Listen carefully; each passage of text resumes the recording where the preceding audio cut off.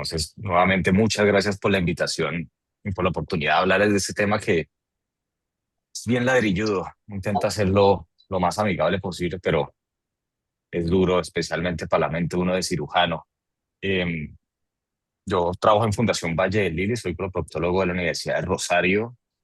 Eh, no me gusta mucho decir que soy un experto en este tema porque yo siento que uno, por más que lo lea, termina de leer un artículo y todavía está con la sensación de que solo se está mojando los deditos en ese mar de conocimiento, pero sí tengo mucho interés sobre el tema y este interés apareció desde la residencia. De manera de anécdota, yo en mi último año de residencia fui a Chile, a Santiago de las Condes, con el grupo de Francisco López, que trabaja mucho en, en genética en cáncer colorectal. Y uno estando allá de residente, queriendo destacar, queriendo hacer algo, básicamente de sapo, le dije, doctor, yo quiero dar una charla, póngame un tema. Y él me dijo, listo, revisa inestabilidad microsatelital y respuesta a quimioterapia y la das aquí a los oncólogos.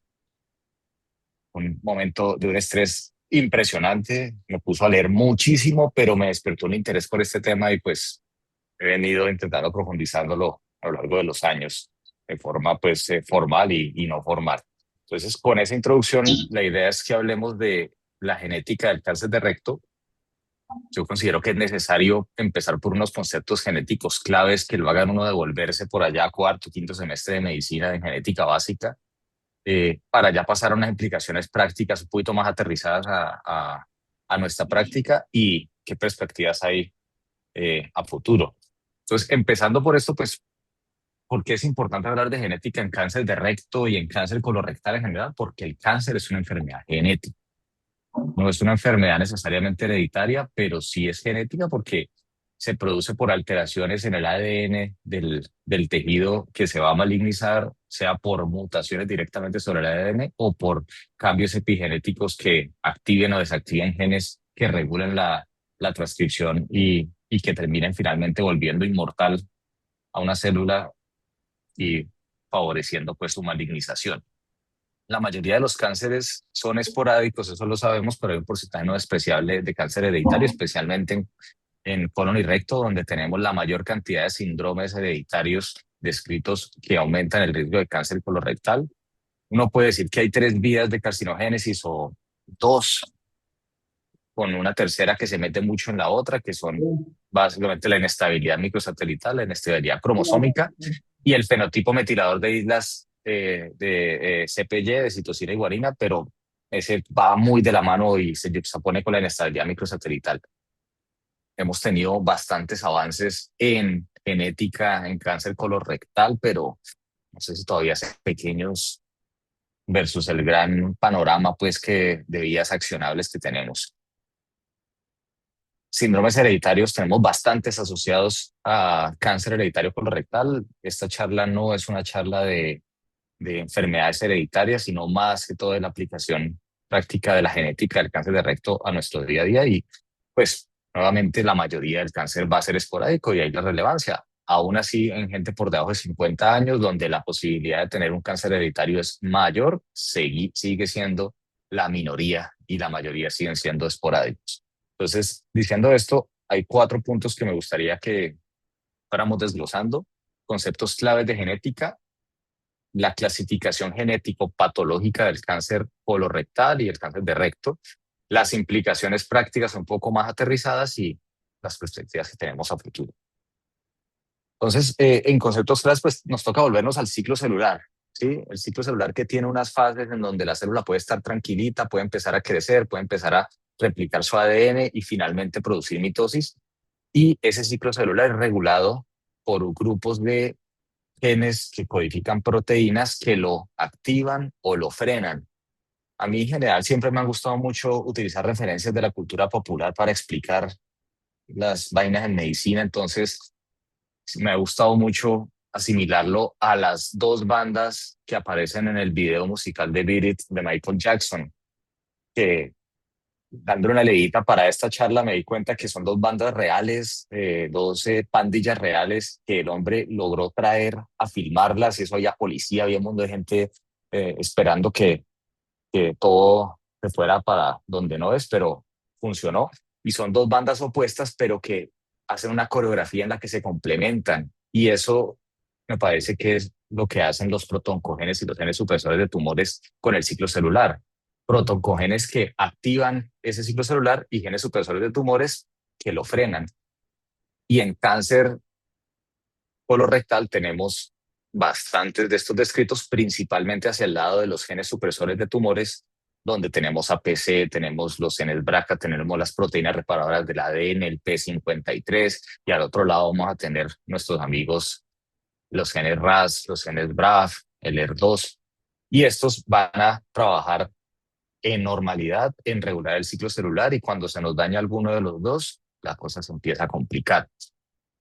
Y la teoría de los dos golpes de Knudson que describió en el retinoblastoma hereditario nos ayuda a entender por qué el cáncer hereditario tiende a aparecer en edades más tempranas y puede ser más agresivo. Y es básicamente la teoría que habla de que uno viene con dos alelos de cada gen, de papá y mamá, y para que se produzca una enfermedad hay que dañar esos dos alelos. El primer alelo se empieza a dañar después de mucho tiempo de lesiones al ADN por exposición, por medicamentos, por radioterapia, por toxinas, por alteraciones en la microbiota. Se daña ese alelo, se pierde eh, ese primer alelo que es el primer golpe, y el segundo golpe sucede más rápido y más fácil porque básicamente ese gen queda como herido de muerte y es más fácil que se produzca ya el segundo golpe, que es lo que se llama la pérdida de heterocigosidad, donde ya se vuelve ese tejido homocigoto, pero para los dos alelos dañados, y terminamos generando un cáncer. Las personas que vienen de fábrica con uno de estos dos alelos dañados, como los pacientes con poliposis familiar con Lynch, es mucho más rápido el segundo golpe y por eso el cáncer aparece más temprano y puede aparecer de forma multifocal o puede ser más agresivo. El otro concepto relevante que aplica para lo que vamos a hablar es la metilación del ADN. Metilación del ADN no es algo para nada nuevo, esto se está hablando desde 1983, cuando empezaron a hablarlo en cáncer de pulmón y en linfoma, y lo que debemos tener nosotros claro cuando oigamos metilación es que metilación es igual a silenciamiento, es una forma epigenética de parar la expresión de un gen y que ese gen se termine traduciendo en una proteína. La metilación se ha identificado en los cánceres y en los adenomas, es un mecanismo de regulación de expresión génica y en los humanos sucede en los dinucleótidos de citosina y guanina, que es lo que conocemos como los CPG. La mayoría de esos CPG están metilados o están silenciados, excepto en las secuencias ricas en citosina y guanina, que se llaman las islas de citosina y guanina, donde tienden a no estar metilados, y el 40 al 60% de esas islas están en los promotores de genes supresores de tumores. Yo ya empiezo a ver si se me metilan esas islas, se me silencian genes supresores de tumores y empiezo a tener problemas. Estas islas pueden estar metiladas también durante el cuerpo de los genes y en las secuencias repetitivas como Line1, que es, Line1 quiere decir Log Interspersed Nuclear Elements, que son secuencias que están dentro del genoma o que pueden ayudar a regular la expresión génica. Y en cáncer, que es un punto importante, el patrón de metilación se invierte y empezamos a tener hipometilación donde antes estábamos metilados e hipermetilación donde antes no lo estábamos. Y estos mecanismos de metilación ayudan a que la cromatina, que está en forma de heterocromatina, que es cuando está quietica y no está produciendo transcripción, cuando se desmetila se vuelve eucromatina y se activa. Y esta hipermetilación en estas islas CPG, donde está el promotor del gen, termina silenciándolo, mientras que en otros lados, donde normalmente estaba metilado, se daña esa metilación y se empiezan a activar protooncogenes y volverse oncogenes. Y esos cambios en esas orillas se hacen de forma tejido específica, y el 70% de las regiones metiladas de la reprogramación celular están en estas regiones que se metilan. Entonces, tiene un impacto bastante importante, tanto la hipermetilación como la hipometilación, porque la hipometilación nos puede llevar a activación de protoncogenes, a aumentar el número de mutaciones, a inestabilidad cromosómica, a nucleoidía, a que se pierda el imprinting, es decir, que alguno de los dos alelos que vienen silenciados de fábrica de papá o mamá se activen y se altere la expresión génica. Y esa hipometilación también sucede en secuencias repetitivas de ADN, donde parece desbloquear protocongenes y favoreciendo que ayuden a replicar. Y el último punto sobre conceptos claves que debemos tener es el concepto del ARN no codificante. Durante mucho tiempo el dogma de la genética ha sido que ADN codifica a ARN y ARN se traduce en proteína, ¿sí? El ARN no codificante daña un poco ese dogma y nos dice que no todo el ARN se termina volviendo una proteína y que puede tener otras funciones, que llamamos el non-coding RNA o ARN no codificante, que tiene dos tipos grandes dependiendo de cuántas bases tienen, microARN o ARN largo no codificante. Y este tiene unas funciones puramente complejas que básicamente se traducen en regular eh, expresión génica o traducción de proteínas. O sea, le sumamos a un punto más de complejidad en la expresión de ciertas proteínas, porque ya no es solamente que esté mutado el ADN, sino también que estén dañados los mecanismos. Por ejemplo, el microARN puede, después de salir del núcleo y madurarse, unirse con ARN mensajero y degradarlo o inhibir que se traduzca en proteínas. Y el ADN de cadenas largas puede hacer muchas cosas como remodelar la cromatina y volverla otra vez heterocromatina o eucromatina y estimular o no transcripción, volverse formalmente eh, un activador de la transcripción o servir como un señuelo y llevarse la polimerasa y que no empiece a replicar el ADN o salir del núcleo y funcionar como una esponja para coger todos esos microARNs y llevárselos y que no cumplan su función o degradar directamente el ADN mensajero, ¿sí? O estimular que se traduzca, ¿sí? Entonces, teniendo ese panorama como de conceptos claves un poquito menos enredados, ya nos vamos a hablar de cómo clasificamos genético-patológicamente el cáncer colorectal, incluyendo, por supuesto, el cáncer de recto. Entonces, esto creo que lo conocemos todos, las dos vías grandes de carcinogénesis, la inestabilidad cromosómica y la inestabilidad microsatelital, siendo la inestabilidad cromosómica la más frecuente y la inestabilidad microsatelital el 15% de los cánceres, y cada una teniendo su principal exponente, el cáncer esporádico. Y cuando hablamos de cáncer hereditario, pues Lynch por el lado de inestabilidad, poliposis anatómica familiar por el lado de inestabilidad cromosómica. Pero le sale una tercera pata a la mesa, que es la fenotipo metilador de las siglas CPG, que es difícil como ubicarlo como una entidad completamente aparte fisiopatológica, porque comparte muchas características con la inestabilidad microsatelital y pareciera que es la que explica la vía cerrada, que tiene una carcinogénesis más acelerada que la vía convencional de Volgestein. Entonces tenemos estas tres vías y uno puede empezar a desglosarlas hablando de la vía que todos conocemos y que hemos leído hasta la saciedad, que escribió en 1990 el doctor Vogelstein con el doctor Ferron, hablando de cómo el epitelio normal empieza a acumular cierto tipo de mutaciones y alteraciones epigenéticas hasta que se maligniza. Y empezando por daños en el APC, todos estos daños obviamente somáticos, o sea, solo en el tejido, y empezamos a tener activación de carras, a perder heterocigosidad, segundo golpe, hasta que ese adenoma avanzado termina volviéndose una enfermedad invasora. La inestabilidad cromosómica pues, es la principal exponente de carcinogénesis en cáncer colorectal. Produce su alteración, su aparición produce alteración en la estructura y el número de cromosomas, que conocemos como neoploidía.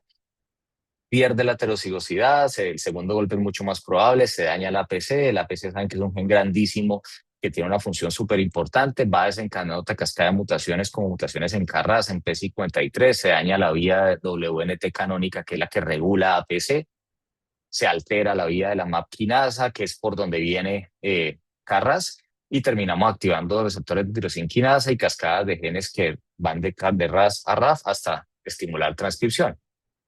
Entonces, hablando de eso, hablamos rápidamente de los genes RAS y los genes BRAF, que tienen una relevancia súper importante, especialmente en cáncer metastásico y como formas de descartar Lynch.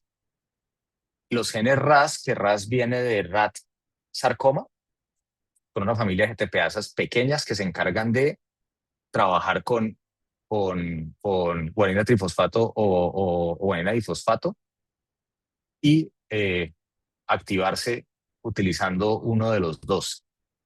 Y se activan por la estimulación del receptor de tirosinquinasa. Son protooncogenes. Las más estudiadas han sido KRAS-NRAS y HRAS y son claves en la proliferación, en la protección de la apoptosis y en la supervivencia y diferenciación de las células, y están involucradas en activar más abajo en la cascada a las proteínas RAF. Las mutaciones en RAS lo vuelven un oncogeno, son mutaciones que dan ganancia de función. Más o menos la mitad de los cánceres colorectales tienen mutación en alguno de los genes RAS. Y más abajo están los genes RAF, que RAF decía su nombre por Rapid Accelerated Fibrosarcoma. Son familias de sinasas de proteína serina treonina relacionadas con oncogenes retrovirales que participan en esa misma cascada, y se descubrieron porque este es un objetivo de tratamiento para cáncer en estadio 4 con los inhibidores del receptor del factor de crecimiento endotelial, como el cetuximab o el panitumumab, y lo descubrieron porque en los pacientes que tenían KRAS nativo les daban esos medicamentos, no había respuesta, se dieron cuenta que más abajo estaba mutado, era RAF. Y en general las mutaciones de KRAS y de RAS son excluyentes, es raro, muy raro que estén las dos presentes. Más o menos 5 al 9% de los cánceres tienen mutación de RAF. Y el gen APC, que es el que inicia toda la secuencia de Bolestein, básicamente es un gen supresor de tumores que regula la entrada de la beta-catenina al núcleo. Entonces, cuando se daña el gen APC, no se une al complejo que está aquí mostrando que degrada la beta-catenina, y la beta-catenina empieza a hacer hasta para vender, se mete al núcleo, y la beta-catenina es un factor de transcripción. Entonces, estimula transcripción y inmortaliza esas células. Y la inestabilidad cromosómica, aquí los que me han oído hablar de este tema, pues ya se saben estas diapositivas de memoria porque no las he cambiado desde que hice esa charla esa vez que les contaba en Chile, porque no he podido encontrar una forma mejor como explicarla, por lo menos para mí. Entonces, la inestabilidad microsatelital, tenemos que empezar por qué son los microsatélites. Los microsatélites son secuencias de ADN repetitivas, de 2 o 3 o más nucleótidos, ¿sí? AC. Hay más o menos 500.000 microsatélites en el genoma, están entre genes o dentro de los genes. Pareciera que una de sus funciones fuera aumentar el área de superficie del ADN, porque como sabemos, el ADN todo el tiempo está siendo bombardeado y se le están produciendo mutaciones, y como la mayoría del ADN no codifica para proteínas, la mayoría de las mutaciones no van a caer en un sitio en donde acaben la especie. Entonces los microsatélites sirven ahí como de barrera. La inestabilidad sucede cuando en algunas células 1 o 2 alelos presentan números diferentes de repeticiones y tienen microsatélites más cortos o más largos. Y para uno poder detectar esa inestabilidad necesita poblaciones más o menos clonales, como son las células tumorales. Y es muy importante que esta inestabilidad microsatelital no es una enfermedad, es un marcador de un daño en los que están encargándose de que no se produzca esa inestabilidad, que son los genes reparadores del apareamiento erróneo o los mismatch repair genes, los MMR, que son las proteínas reparadoras del ADN. Cuando se altera esa longitud en un tejido normal comparado con un tejido tumoral, hablamos de inestabilidad microsatelital, ¿sí? Y básicamente estas proteínas, que son las que conocemos ya, MLH1, MSH2, MSH6 y PMS2, que trabajan PMS2 y MLH1 en sinergismo, y MSH2 y MSH6 también. Entonces es normal que cuando nos por corregir error de slippage. Y eso es de forma muy sencilla, como cuando uno se abotona una camisa de botones y se salta un botón y queda toda la camisa corrida a un botón. Estas proteínas se encargan de darse cuenta de eso, desabotonar la camisa y volverla a sacar derecha. Cuando ellas no están, se empiezan a acumular esas mutaciones, y se produce el fenotipo de inestabilidad microsatelital, porque lo podemos identificar en los microsatélites. Pero esto es un marcador de un fenómeno de hipermutabilidad dentro del tumor, y eso es súper relevante para lo que vamos a hablar ahora más adelante. Esto se puede medir de varias formas, se puede hacer por PCR o se puede hacer por inmunohistoquímica. Las dos vías tienen una misma sensibilidad y especificidad. Básicamente la disponibilidad que tenga uno es lo que marca qué quiere hacer uno. Hay varios paneles comerciales que se pueden usar, sacando el tejido embedido en parafina, cogiendo tejido normal y tejido tumoral, haciendo extracción de ADN, PCR y comparando para saber si estos marcadores están iguales en el tejido normal o en el tumor o están diferentes para hablar de inestabilidad. Dependiendo de lo que uno use, uno puede hablar de MSI alto, MSI bajo, estable, dependiendo del número de marcadores alterados, pero debemos saber que para efectos prácticos, MSI alto es inestabilidad, MSI bajo o estable es baja probabilidad para inestabilidad. Y la forma más sencilla en la que lo hacemos nosotros en la práctica, porque no está disponible la PCR para inestabilidad en todas partes, es pedir la inmunohistoquímica en la patología. Básicamente utilizar anticuerpos contra estas cuatro proteínas y evaluar si están expresadas o no en el tumor, que es lo que nos reportan: ausencia de expresión o expresión normal de MLH1, MSH2, MSH6 y PMS2.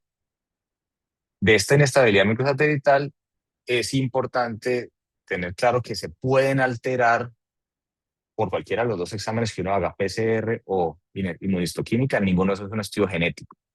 Simplemente nos están hablando de si están o no están presentes. Se pueden alterar por mutación o se pueden alterar porque no se expresan, básicamente porque se metilan, y el ejemplo más clásico es la hipermetilación de MLH1.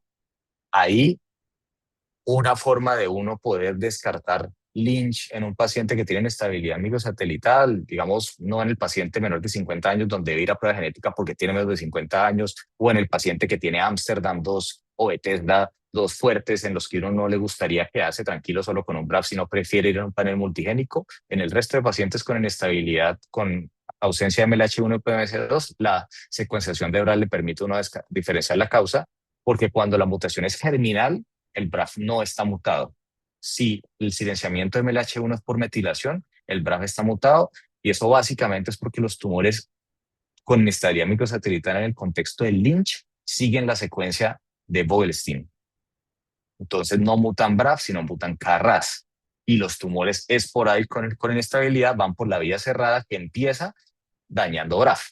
Entonces tiene una certeza del 99% de descartar Lynch la presencia de un BRAF no mutado en presencia en ausencia de MLH1 y PMS2, obviamente siempre y cuando no tenga yo una alta sospecha de que sea hereditario.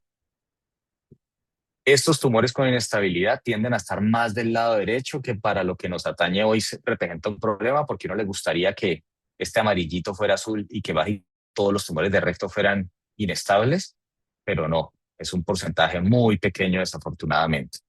Y el último, vía de carcinogénesis, que comparte muchas de las características con la inestabilidad microsatelital, es la vía del fenotipo metilador de las islas CPG.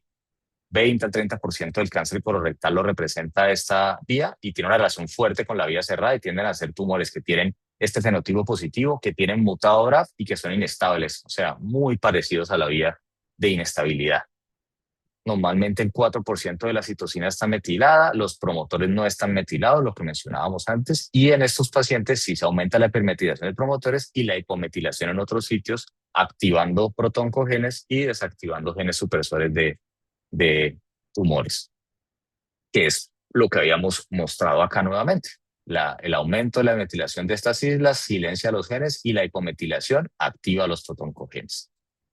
Y pareciera que esta vía es la que nos ayuda a explicar la vía cerrada, donde empezamos por mutación BRAF, que es lo que les mencionaba, empiezan a aparecer fenómenos de metilación, empiezan a aparecer los polihiperplásticos microvellosos, luego los adenomas sésiles ya con displasia, y finalmente se nos metila MLH1 y terminamos teniendo un cáncer con inestabilidad microsatelital. Lo mismo que muestra acá esto. Y les mencionaba que esta vía comparte muchas características y por eso es difícil como entender cuál puede ser su utilidad para buscarla activamente, porque también tienden a ser tumores proximales con inestabilidad microsatelital, con mutaciones de BRAF, y hay paneles que se han diseñado para medir esto, pero su papel todavía no es tan claro, y básicamente es más útil buscar inestabilidad microsatelital que buscar este fenotipo, pero pues existe.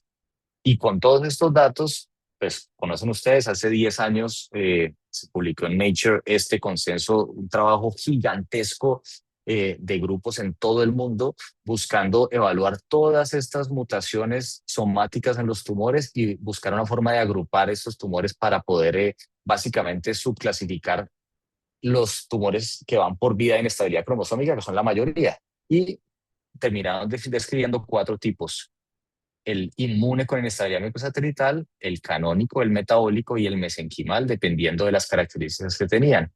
Este básicamente son los tumores con inestabilidad microsatelital y estos es una forma de dividir los tumores con inestabilidad cromosómica y básicamente su utilidad se ha limitado, por lo menos hasta ahora, a factor pronóstico, siendo los tumores con el subtipo molecular mesenquimal los que peor pronóstico tienen.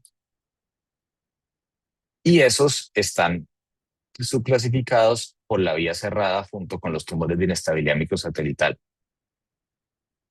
Si queremos complicar más las cosas, hay más clasificaciones que no voy a tocar porque este artículo, este solo artículo es bien agradable de leer, bien duro, pero tenemos ya muchas formas en las que se ha intentado subclasificar el cáncer colorectal para darle un poco más de utilidad y tener un punto de partida sobre cómo estudiarlo o por lo menos organizar mentalmente la forma de estudiar la genética. Entonces ya después de hablar de todo este ladrillazo de conceptos claves y de clasificaciones genético-patológicas que espero todavía me sigan, vamos a intentar aterrizarlo un poco a la práctica. Y para desanimar a todo el mundo que se quiso conectar a esta charla, les traigo esto que encontré en uno de los artículos recientes que revisé, y es que aproximadamente el 70% del cáncer de recto es impredecible. Entonces ya de entrada vamos, con lo que las implicaciones prácticas que vamos a hablar aplican probablemente a ese 30% que podemos más o menos saber para dónde va. Pero este es un gran problema y es una gran barrera que tenemos porque todavía sigue siendo impredecible porque el microambiente tumoral es supremamente complejo y heterogéneo. Entonces empecemos, por ejemplo, por este trabajo de 2022 que realizaron en Japón con 611 cánceres de recto operados e hicieron un análisis genético de esos cánceres para ver si hay diferencias entre el cáncer alto y el cáncer bajo, definido tanto por ESMO como por la clasificación japonesa, que básicamente ESMO es cáncer en los últimos 5 centímetros del recto, japonesa es cáncer bajo, es por debajo del repliegue peritoneal. Encontraron ellos que en cuanto a mutaciones somáticas, los tumores en los últimos 5 centímetros tenían mayor mutaciones de Carras. De resto, no encontraron diferencias, pero sí encontraron que en los tumores más bajos había mayor probabilidad de tener el subtipo molecular mesenquimal, que es el que peor pronóstico tiene, y tanto definidos por ESMO como definidos por guías japonesas. Y demostrando que en cuanto a supervivencia libre de recaída, el subtipo 4 tenía peor supervivencia que el resto de subtipos. Buenas noches.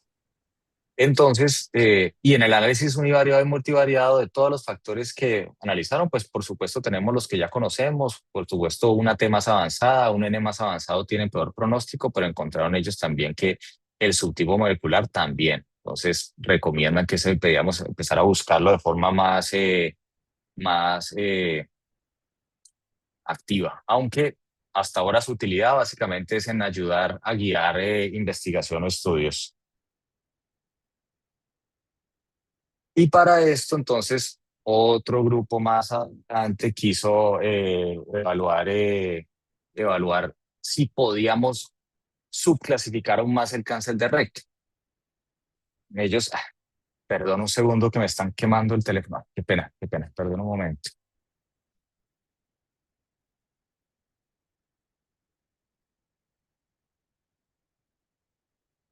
Aló, aló.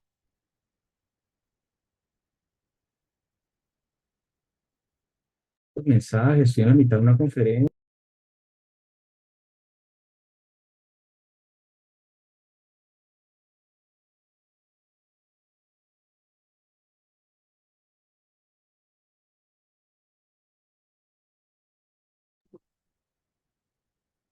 Ya, perdón que me están quemando el teléfono, estoy de turno. Espérenme, se me perdió. Me perdió. ¿Me oyen todavía? Sí, todavía estoy. Sí, perfecto. Dame un segundo. Me dijo la presentación.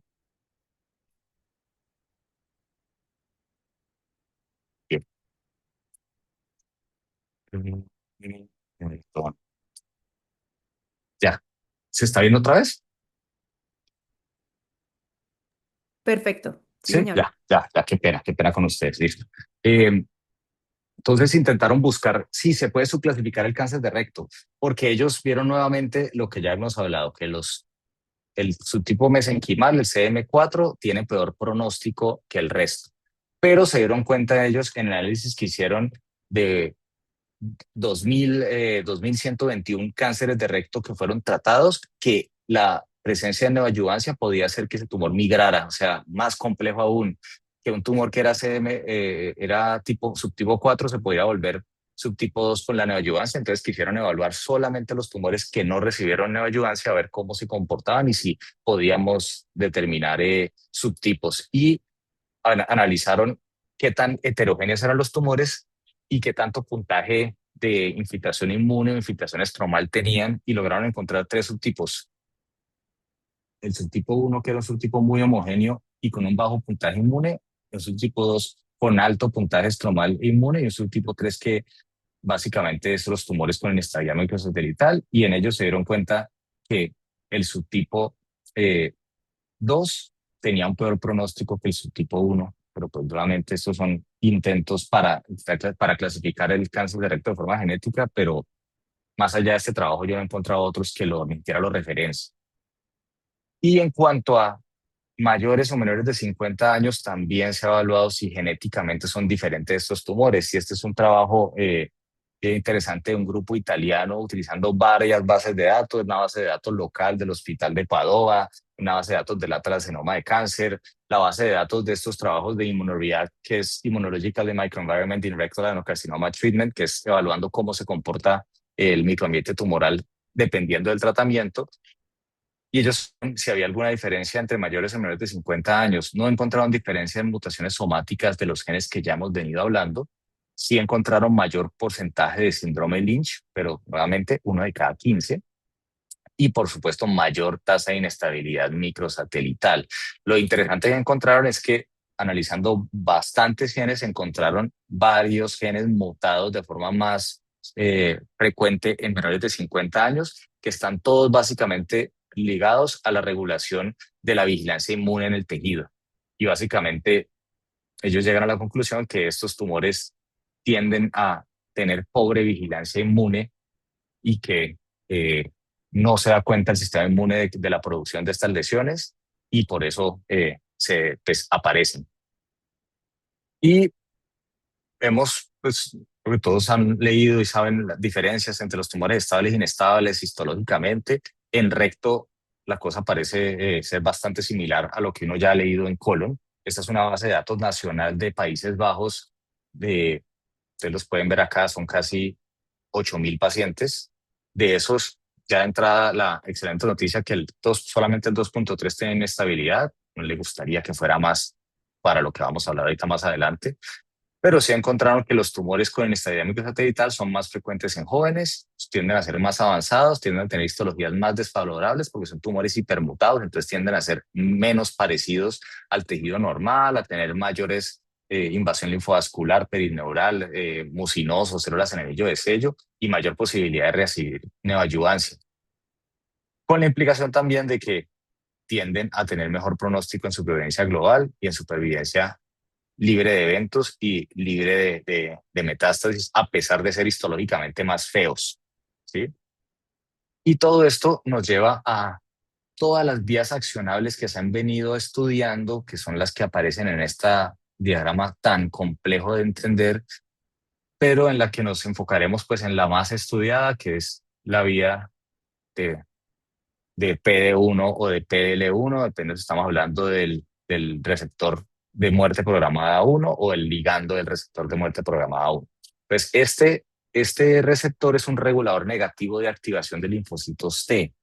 Tiene una utilidad, no solamente está para que demos pembrolizumab, tiene una utilidad y funciona como un mecanismo de protección contra la autoinmunidad, y eso se ha demostrado en ratones, en donde les tumban este receptor y hacen cardiomiopatías dilatadas inflamatorias, diabetes mellitus tipo 1, colitis, encefalitis, todos fenómenos autoinmunes. El PD1 lo usan los tumores como un mecanismo de defensa y se expresa a la alta. Los tumores con inestabilidad microsatelital, como son tumores que nuevamente la inestabilidad microsatelital es un fenotipo que nos está diciendo que hay algo dañado en la reparación del ADN. Son tumores que tienen 10, 100 o más mutaciones versus los tumores estables. Entonces, mayor posibilidad de generar neoantígenos en membrana que atraigan al sistema inmune, identificándolos como antígenos no conocidos. A diferencia de los tumores estables, donde hay poco infiltrado inmune y tienen pocas mutaciones. Entonces, el bloqueo de estos puede desbloquear la respuesta inmune y producir destrucción tumoral. Básicamente, el PD-1 es como si mantuviera los linfocitos amarrados y no los dejara actuar. Y esa es la importancia y lo bonito de esta terapia, que no es una terapia que ataque directamente al tumor, sino que se encarga de activar el sistema inmune para que se coma literalmente el cáncer. Nuevamente, como me gusta a mí utilizar referencias de cultura popular para entenderlo, yo la mejor forma de entenderlo fue recordando un episodio esto debe ser de 1950 y algo de Tom y Jerry que veía en mi infancia, que lo pude encontrar y esta es la forma que más clara me ha quedado de cómo funciona PD1. Pues el PD1 es una trailla para el sistema inmune. El tumor se da cuenta de que el sistema inmune no está y básicamente puede hacer lo que quiera.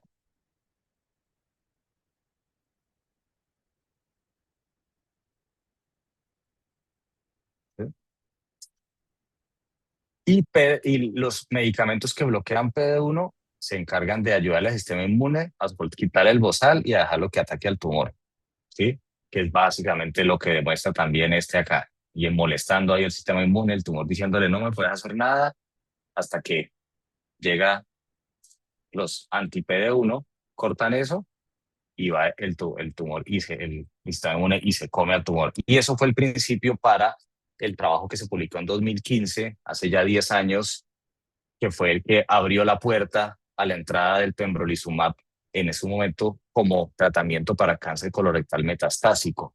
Este fue un estudio fase 2 con pacientes en estadio 4, no solamente de colon, pero se dieron cuenta que probando el pembrolizumab, después de dárselo a 33 pacientes con tumor, solamente uno respondió y el que respondió tenía inestabilidad. Entonces diseñaron un trabajo de solamente dárselo a los que tuvieran inestabilidad microsatelital, encontrando cómo el uso de pembrolizumab mejoró la supervivencia libre de progresión y la supervivencia global en los pacientes con cáncer metastásico. Y a 5 años, en la publicación en 2020, donde mostraron ya resultados a largo plazo, siguió mostrando beneficios versus la quimioterapia estándar en inestabilidad microsatelital. Y si esto no lo traemos al recto, pues aparece el trabajo publicado en 2022 que salió en las noticias, pues, de científicos americanos curan el cáncer de recto del grupo del Memorial Sloan Kettering de García Aguilar, utilizando dostarlimab, un estudio fase 2, dando dostarlimab cada 3 semanas por 6 meses, reevaluando respuesta y ahí sí dando quimio-radioterapia y después yendo a cirugía si no se logra una respuesta clínica completa con la inmunoterapia. De estos 12 pacientes, ninguno requirió quimio-radioterapia ni cirugía porque 12 de 12 hicieron respuesta completa.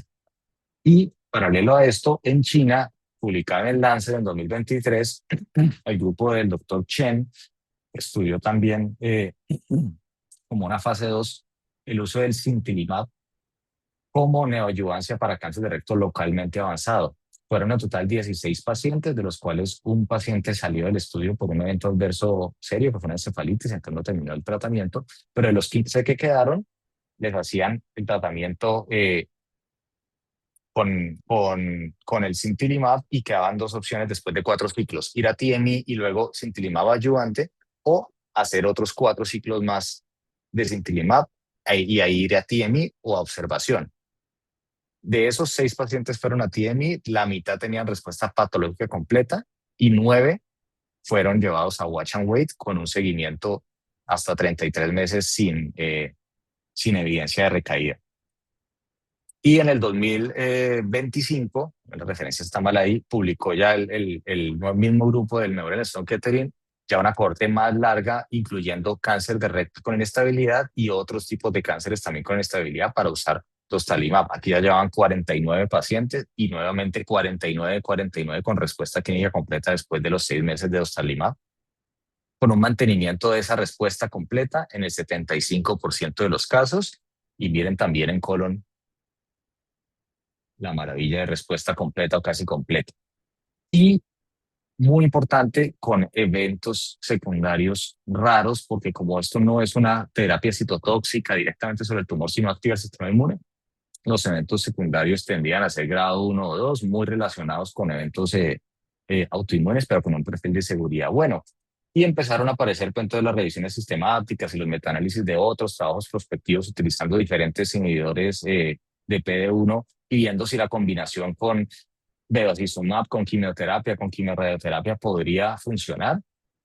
Y en este metaanálisis publicado este año muestra cómo todos tienen una buena tasa de preservación de órgano, pero el solo uso del PD-1 en monoterapia era más que suficiente para lograr tasas buenas de preservación de órgano con baja tasa de complicaciones, diciendo que probablemente puede ser el tratamiento solamente con esto.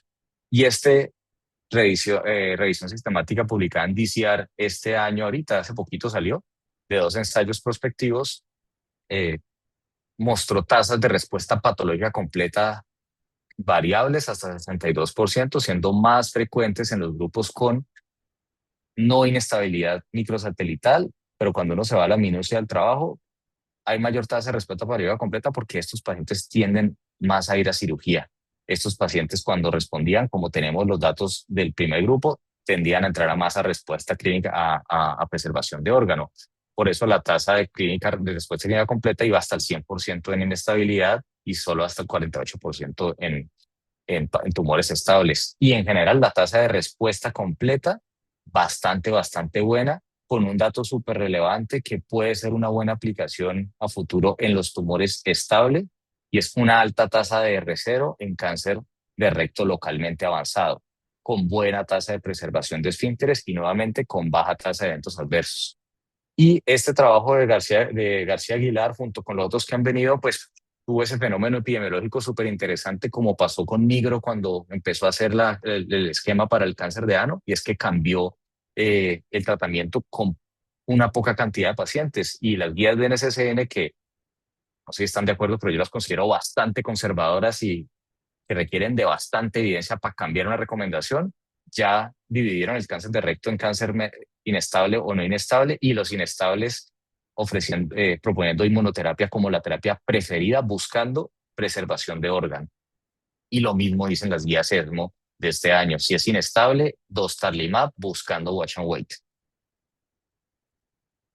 Ya entonces, para finalizar, ¿qué implicaciones o qué perspectivas futuras podemos tener de esto? Pues lo que estamos mencionando ya, el uso de estos inhibidores de los puntos de control inmune o los immune checkpoint inhibitors en tumores estables. Sobre esto la evidencia todavía está muy temprana, son estudios iniciales, la mayoría fase 2, la mayoría no tienen brazo control, son principalmente medidos en tasas de respuesta patológica o clínica completa como un factor sustituto de desenlaces oncológicos, pero no tenemos todavía resultados oncológicos a largo plazo. La heterogeneidad en el manejo pues hace que la interpretación de la teoría sea difícil, porque la mayoría de los tumores cuando son trabajos en donde metieron estables e inestables, el manejo variaba, porque los que hacían respuesta completa tendrían a tener más preservación de órganos si eran inestables que si eran estables. Puede haber un potencial para lograr una mayor tasa R0, de pronto en los tumores que recibieron TNT y siguen siendo irresecables, pensar en utilizar un inhibidor de estos puede estar dentro de las opciones, o incluso ayudar en desescalonar el tratamiento y bajarnos de dar tanta quimioterapia. Eso no lo sabemos todavía. Lo mismo con el ADN tumoral, ¿sí? Gabriela Costa Felos de San José dio una muy buena charla sobre esto, y en recto, pues su papel todavía es algo difícil de interpretar. ¿Por qué? Porque el ADN tumoral positivo en sangre es más variable en recto que en colon y está menos presente en los tumores localmente avanzados, y los estudios que están hablando de DNA tumoral circulante solamente en recto son heterogéneos porque mezclan las pruebas de DNA tumoral utilizando mutaciones específicas del paciente o utilizando las que se llaman tumor agnostic, que son los kits comerciales buscando las mutaciones más comunes.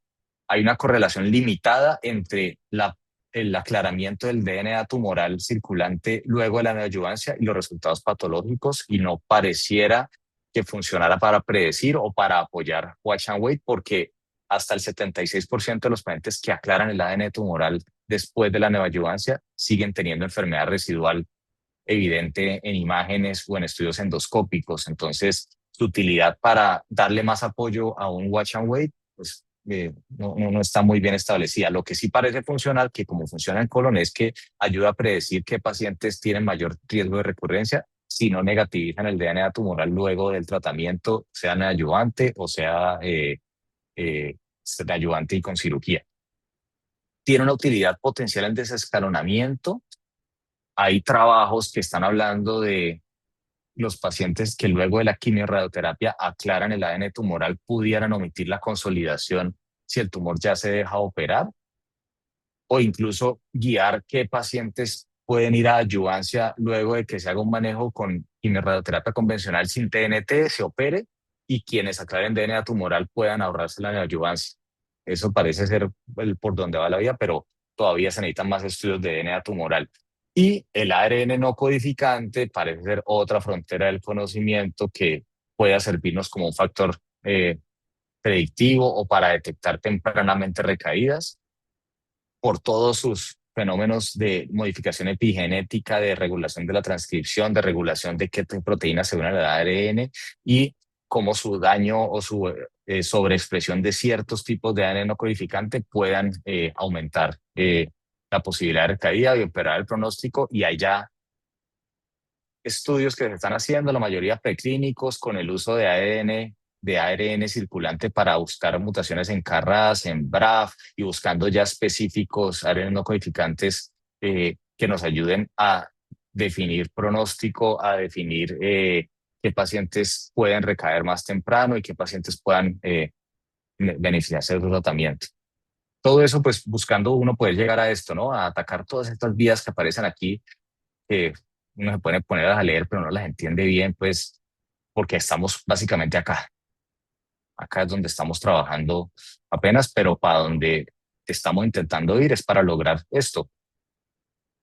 Vacunas utilizando antígenos del tumor específico para que el sistema inmune los reconozca y ataque las células tumorales. Esto ya lo hablamos. El uso de virus modificados que ataquen y se unan a las células tumorales con identificando antígenos específicos. El uso de terapia de células T CAR, que es células T con receptor quimérico antigénico, que es básicamente modificar in vitro células T para que ataquen antígenos tumorales específicos que se les enseñen. Todo esto súper cutting edge, todo esto súper en la frontera del conocimiento. No sabemos cuál de estas se vayan a materializar ya de forma más masiva. Entonces, terminando, ¿qué les puedo decir de genética del cáncer de recto después de todo lo que hablábamos? Pues que es una enfermedad genética y epigenética compleja. La mayoría de los cánceres de recto hasta el momento son impredecibles, y si básicamente si no tenemos inestabilidad microsatelital, la utilidad de la terapia dirigida se disminuye muchísimo. Los mecanismos genéticos y epigenéticos controlan su aparición. Ya hablamos de todo esto, hablamos de las vías de carcinogénesis, que hay dos tipos con tres fenotipos principales. Ahí se han hecho consensos de subtipos moleculares buscando que podamos subclasificar este cáncer para ir identificando vías accionables, pero hasta el momento parece tener un papel principalmente pronóstico. La inestabilidad es la vía más accionable y es la vía que no cruza los dedos cuando tiene un cáncer de recto y le toma la biopsia, que ojalá salga inestabilidad, especialmente en los que la preservación del órgano puede ser conservación de esfínteres también. ¿Qué tanto nos sirvan estos inhibidores del control inmune en no inestabilidad? Pues no sabemos todavía, tienen algún potencial, pero faltan más trabajos que se están corriendo actualmente. Hay muchas expectativas con medicina personalizada, pero como les mencionaba, hemos avanzado mucho y hay unos grandes descubrimientos, pero después de uno ver todo esto, siente todavía, como les decía al comienzo, que apenas se está mojando los pies en ese mar y todavía no se ha metido. Los biomarcadores de ARN no codificante, de DNA tumoral, otras vías accionables, vacunas, pues parece ser para donde vamos, y esperamos que estos en algún momento se vuelvan más disponibles. Y nada, eso es lo que tenía para hablarles hoy. Muchísimas gracias por su atención. y estoy atento a sus comentarios y preguntas.